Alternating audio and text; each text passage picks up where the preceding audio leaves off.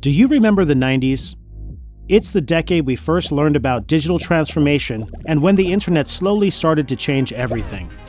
Automation technology was still at an early age when WAGO set yet another world standard.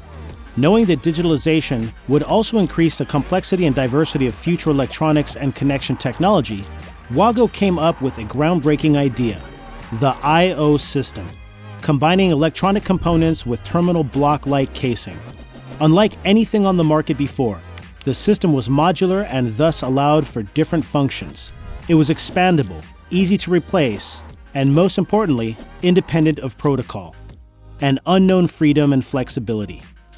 No wonder WAGO technology was soon found in buildings, ships, and machines to save valuable time and money, and WAGO began to grow its expertise in a new sector.